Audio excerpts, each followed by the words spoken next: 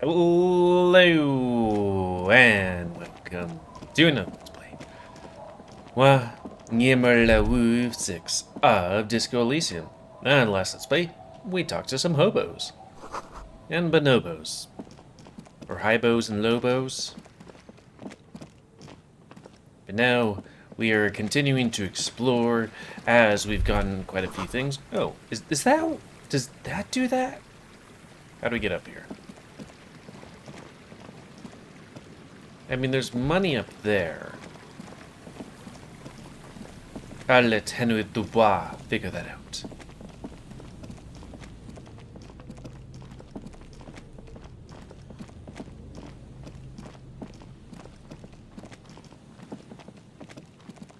The Wumpy Pumpy Dummy Mommy Center. Big women. Anyways.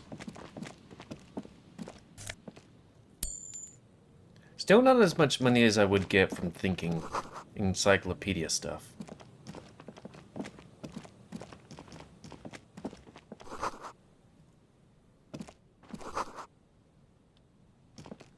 A scattering of bullet holes is spread across the cracked wall, reaching from one corner to the other.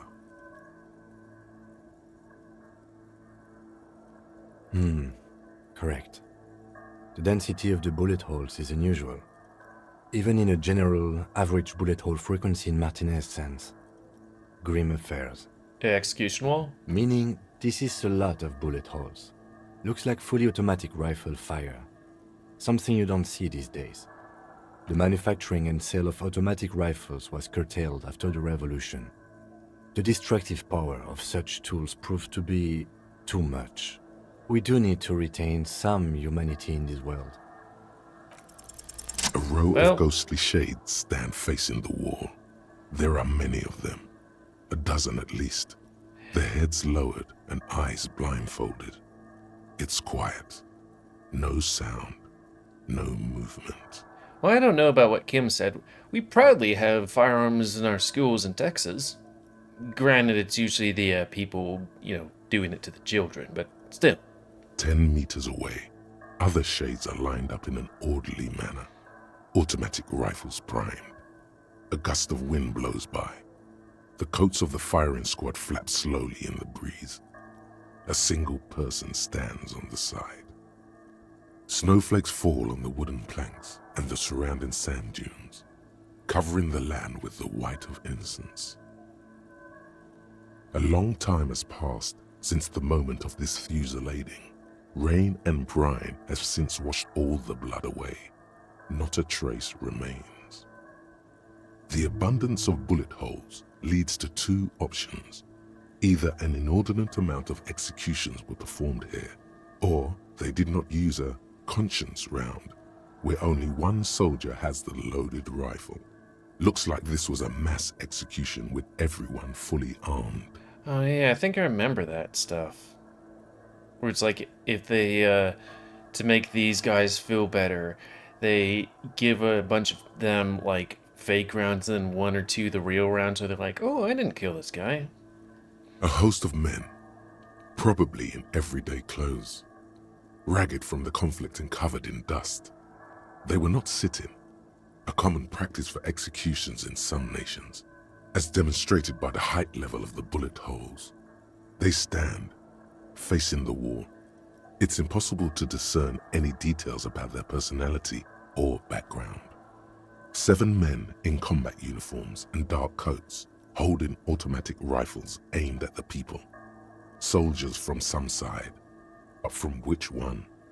The commandant, the one who gives the order. Machine gun fire crackling through the air, the lights of the muzzle flashes dancing on his face. I would think that these would be the capitalists and these would be the communists, right? I don't know. I don't know who died here, lined up beside that horrible wall. It could have been any of the parties involved in the revolution. Perhaps the ones executed here were the loyalist conservatives, killed by the communists at the start of the Civil War. Or it could have been the communists, put to death during the last stretch of the conflict by the coalition forces. Remember what Trent Heidelstein said about Veld? Who?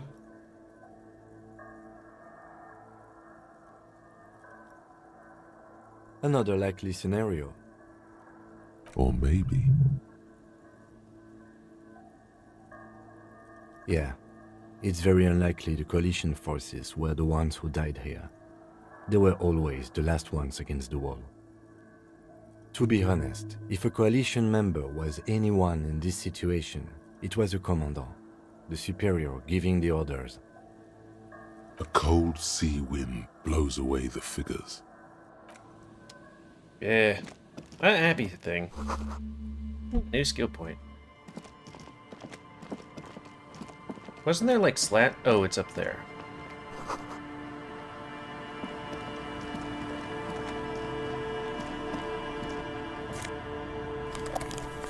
Oversized superstar sunglasses. And magnesium.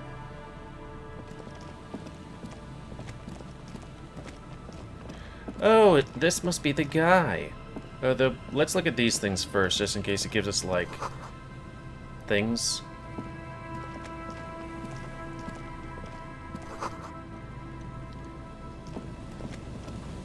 Because I kind of want... I think there might have been something near the church again, and I might want to look around there, but here's one of the guys. Here we go. Nice and easy. No way out, little guys. Not out of this jam. You're almost Australian. There's a cylinder on the ground in which the man is arranging some netting. It looks like some kind of trap. He notices you. Who's there? Oh, the police. Hello, officers. His self-conscious enthusiasm renders his movements ungainly. He looks like your understanding of a scientist. Is that the police? Why are the police here? The police? Don't worry, Gary. I'll handle it. To what do I owe the pleasure? That's sarcasm. He takes no pleasure from your appearance. I just want to be like, what's up with you not liking me? Oh no, it's all right. I'm just busy. What's this about? Of course. Thank you for passing along the message. That damn water lock is broken, and we can't go all the way around the 881. The 881 is a raised motorway that separates Martinez from Jamrock. The labyrinth of streets underneath it makes it difficult to pass, not like walking over a nice water lock. Yeah, it's been fixed. Oh, good. We should really be getting back. Gary could use a hot shower and a warm bed. Did he say we can go back now? Yes, Gary! We can go soon! If you see Lena, tell her I won't be long. Sir, your wife is waiting for you. I just have to do one more round. See if the phasmid has taken the bait. Then we're going. His hands are large and weather-worn, but also used to delicate, precise work. Well, first of all, it's damn difficult to find, which is why we've been knee-deep in the reeds laying traps for it. Good question. Being a phasmid of the order Phantasmodea, a ghost insect, it disguises itself as plant matter. In this case, the reeds. Awful lot of reeds around, aren't there? And I suspect it may have also developed other specialised techniques to protect itself from predators, or scientists in our present case. It's my hypothesis that it has evolved certain electrochemical defences that allow it to interfere with animal perception, impeding pattern recognition, confusing the visual cortex. But I cannot describe how these defences work, much less how they evolve, without studying a live specimen. I'm expecting it to be quite giant. One known species of phasmid, called the Megaphasmodea zoensis, is about the size of a grown man's forearm. So,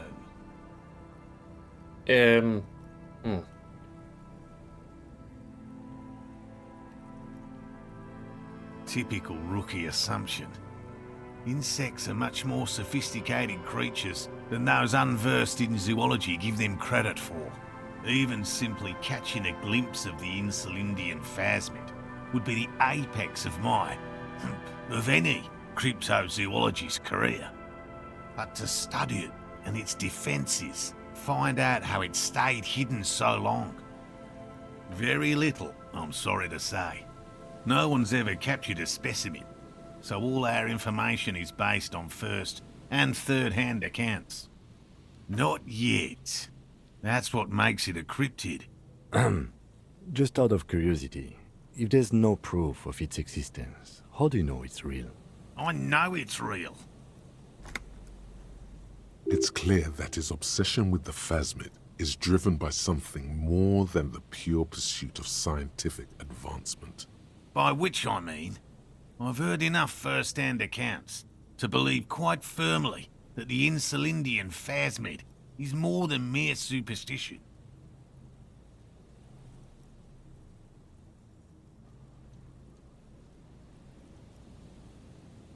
Yes, the most recent sighting was by a couple of teenagers along the coast here. That's what brought us to Martinez specifically. It's the first credible sighting in several decades. Admittedly, it's an unusual location for this species, but with all the sewage runoff upstream, it probably doesn't matter much anymore. I have to resist the thought. Such an extraordinary creature is doubtlessly highly resilient.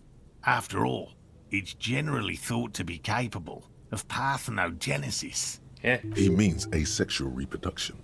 The females of the species don't need to mate to produce viable eggs. This makes it easier for a species with a small population to survive. I could see a conservative saying that. Being like, what? You mean they don't get married and have children? Yes, the Insulindian phasmid is a very clever insect. That's why it's so damn difficult to catch. But as a scientist, I'll try my best to remain dispassionate. Well, they may not look impressive, but Lena designed them quite cleverly, so I'm sure they'll do the trick. Yes. Simple. Attracted by the locusts, the phasmid crawls down the funnel and, having eaten its fill, can get back out. At least, that's the intention.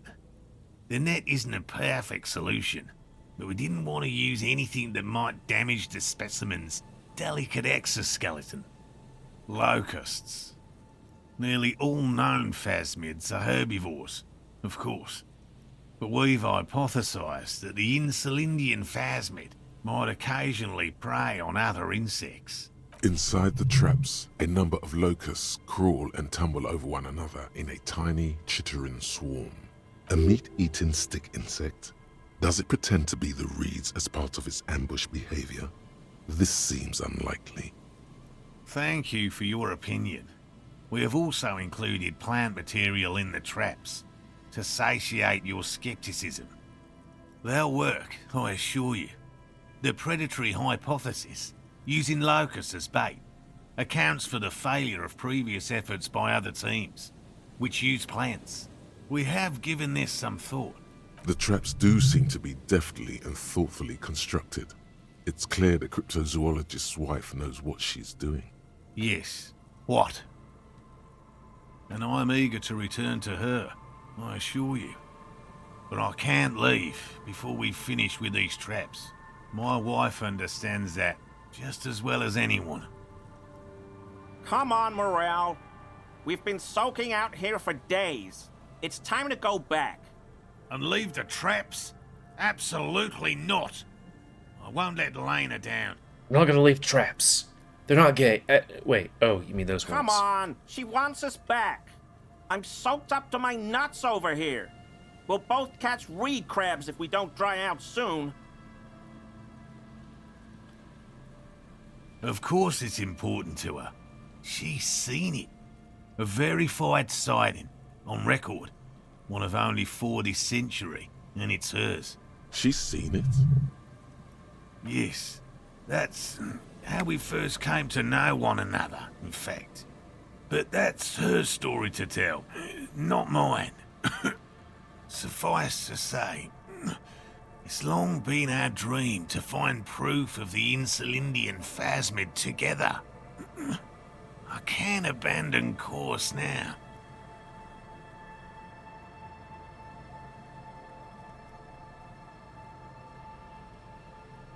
No, no, no. The traps need to be monitored on a regular schedule. What would we do if the Phasmid were to starve while we were sipping tea at the hostel? I could go for some trap setting. I could. Yeah. I didn't expect you to take such an interest in our work here, officer.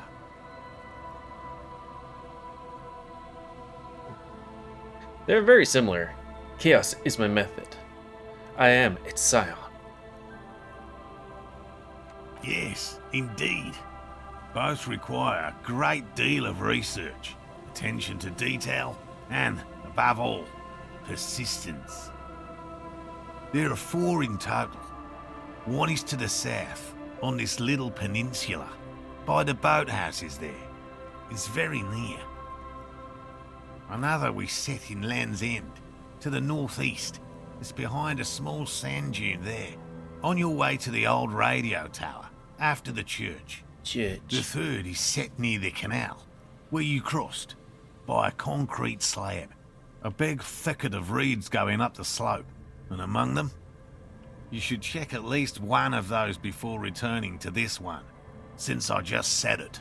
This one's more of a technicality, but still, better safe and stupid than sorry.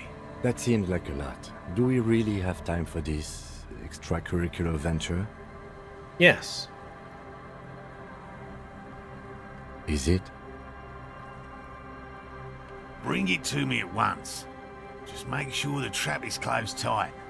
He's not comfortable with the possibility that you'll claim the find, but he's lying about this even to himself. That's highly unlikely, officer.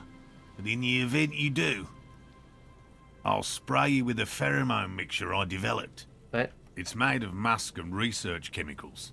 The pheromone should attract the insect to you, or at least prevent it from bolting at the sight of you.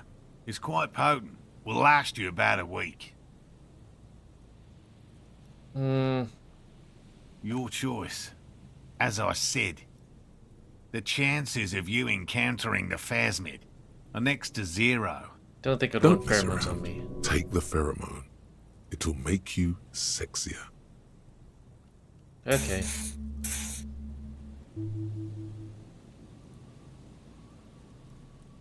I hope you're not buying this. He dispenses it without letting you touch the canister, so it would be precious like holy water. It is precious. A single dose cost me 50 real to develop. Not that I expect you to understand self-financing one's own research. Right, which means you two can pack up and go back to the whirling. Finally, someone's talking sense. Thank you for your help. Gary and I will start breaking down camp. If you have any more questions, now's the time to ask. We'll be gone once you get to it.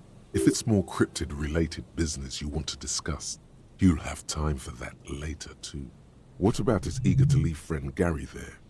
Talk to him too, perhaps. I've just always liked animals and puzzles. Searching for cryptids is a bit of both. It's not child's play, just because I have to traipse through the mud every so often. Real. I know you think one is a respectable profession, while the other is superstition. Everyone does.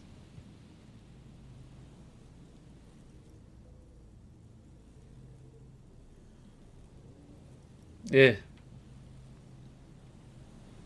Indeed. My methods do not differ from other scientists. I simply draw upon a wider variety of evidence. And I have more hope that something truly surprising might happen. No, as I said, I have yet to catch a cryptid, although I have come close. Close enough to keep trying. Interesting. Something for later, this close call. Everything from forgotten regional lore to newspaper accounts, like the one that brought us here, to look for the Phasmid. I keep a very open mind. He's interested in things that people believe that scientists don't. Most establishment scientists only care about reputation and remuneration. Not real research. And certainly not the truth. They're a cowardly lot. And both the field and basement archives can be dangerous places. No. Very few cryptids are ever discovered. And not for a lack of trying. To stay hidden is a cryptid's primary quality. It's even in the name, cryptid. Of the list of cryptids kept by the Cryptozoological Society of Chemney, which is 4,082 items long, about 2,000 have been confirmed as hoaxes. 2 are categorized as confirmed discoveries. The rest are in differing stages of discovery, refutation, and data collection. Yes, the Chateauquin forest pygmy, who turned out to be an extinct species of primate, and a cave salamander from Grad, who is, honestly, quite unremarkable. It's in a zoo somewhere. We cryptozoologists are brutally honest with ourselves, more so even than the public. With cryptids, most cryptids are hoaxes or they are never found. That does not mean we should stop searching. Yeah. Do you know what the success rate in pharmacological research is? 0.00003% of bioreactive agents have reproducibly beneficial effects. Yet science persists in the search for medicine, as we persist in our search for new species. I'm not sure how true that is. He has clearly done his math on this. There is no surprising him or swaying his opinion. Yes? Yes, specific Right. cryptids? What cryptids precisely? I usually discuss these things with specialists, so I don't know what. We would have to discuss. He wants to say, but decides against it, since you've offered to help. I know all about the kind green ape. A willow person. It's a long story. One non-specialist would find rather dull. Willow people? Not at all. They're not people, really. Some argue they aren't really animals, as they seem to have evolved directly from trees. They're very, very thin, almost flat in fact, and can camouflage themselves easily, wrapping themselves around trees and blending in with the tree bark. In that way, they're not too dissimilar from the phasmid we're looking for here.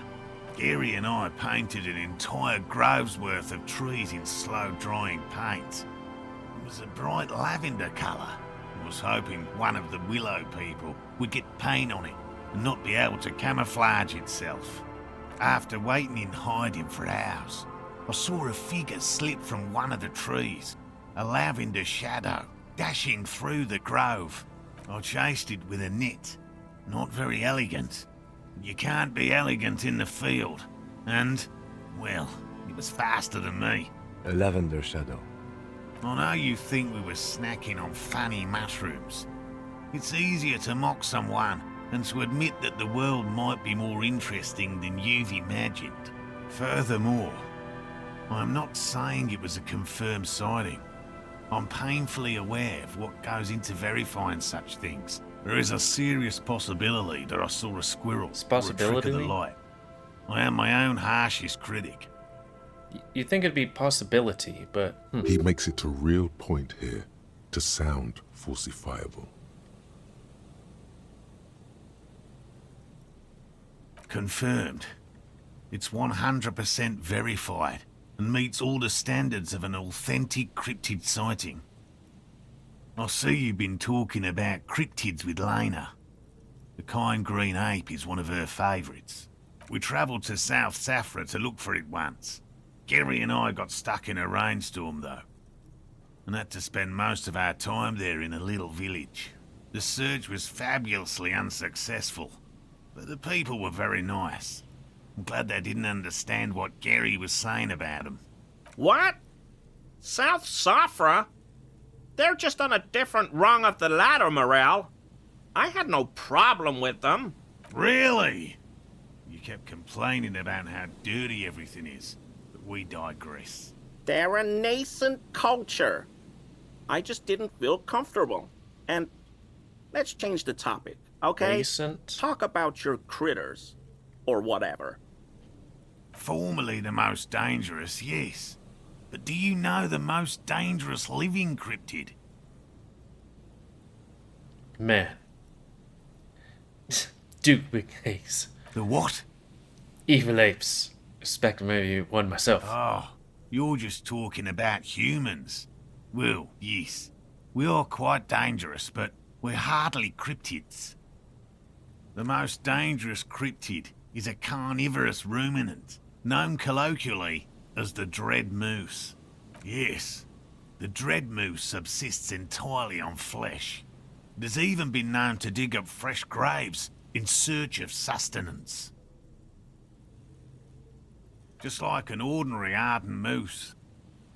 You can't. That's what makes it so dreadful and hard to identify. A moose that looks like any other moose. What's going on here? He's kidding, right? I'm 100% hiding behind the Dread Moose. I really believe it exists. The bodies found in the forest are just one piece of physical evidence. There's more. The recent surge in the moose population has hidden carnivores. The dread moose are effectively removing competition for both themselves and their evolutionary cousins. Moose are already being hunted for sport. Can you imagine what would happen if they came to be viewed as predators? The carnivorous moose are a very young species, the result of a genetic mutation that fared well in the process of natural selection. It makes sense that such a majestic animal with natural weapons, antlers, would come to rule the forest. The only strange thing is that it took so long. One slaughterhouse at the outskirts of the woods in Vasa reported that its staff kept seeing moose in the distance. God. The moose would just stare at the building, as though they were waiting for something, its eyes bloodshot and full of cruelty. But that's not all. Some of the slaughterhouse apprentices went hiking by a nearby creek and saw a moose nibbling on an unidentified carcass. This isn't something unique. Various species of deer have been known to scavenge when plant food is scarce. Anyway, there is more than enough evidence to justify a thorough search for the dread moose. Let's close the subject before it turns into an argument. Now I want to talk about the Dread Moose. Here is a man who has had more than its fair share of heated arguments and would, surprising as it may seem, prefer not to have any more. That's impressive, I guess. But have you seen it with your own eyes? I haven't had a chance to travel to Coco North. No, and I likely never will. The Samaskill desert region has been embroiled in a small civil war for the last 8 years. I fear this mindless barbarism may have wiped out the elusive creature entirely. Sightings of towering luminosities have grown rare recently, while they once used to be constant. Yes, sightings of mirages are constant. A mirage is a constant phenomenon that people have no time to report when a war is going on. It remains unclear what this has got to do with you seeing it, as he was inquiring before. He was just being defensive. Oh, everyone knows about that one, thanks to Professor Mijanu being the talk of the town for a time. Although, probably because her life ended as a result of her work in Gutler, no one remembers her contributions to the search for the Nongok. I'm not going to the Nongok. A flightless cursor owl found in the Seminine Isles.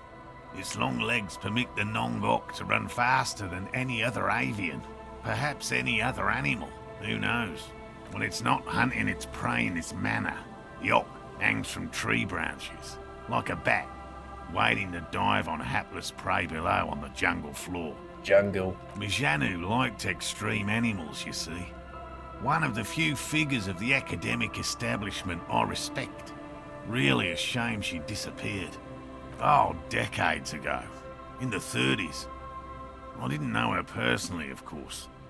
The chasm of academic pretension still stood before us, even though she had unusual courage for someone from the other side.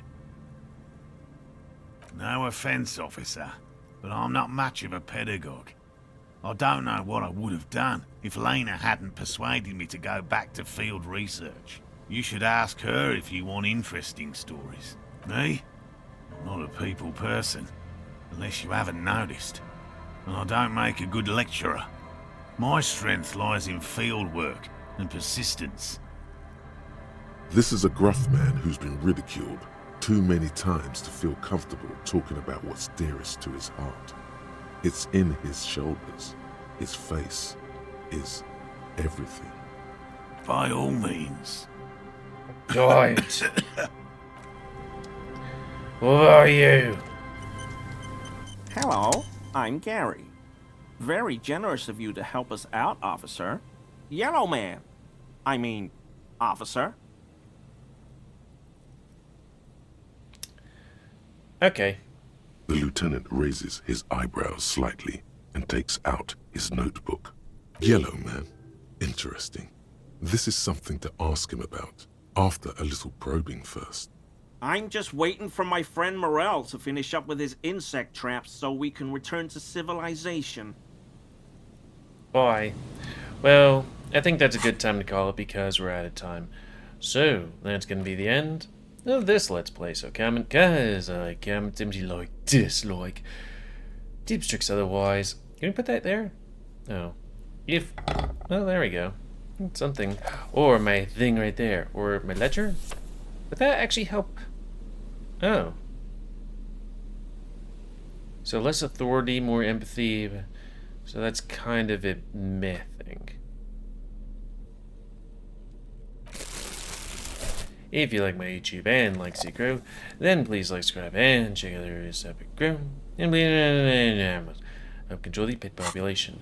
And until next time, well, we've gotten quite a few of these booms. Hey, now. And until next time, another Let's Play. Me, I don't know what this plus here is for. GamerWolfSix of Disco Elysium. So thanks and see ya.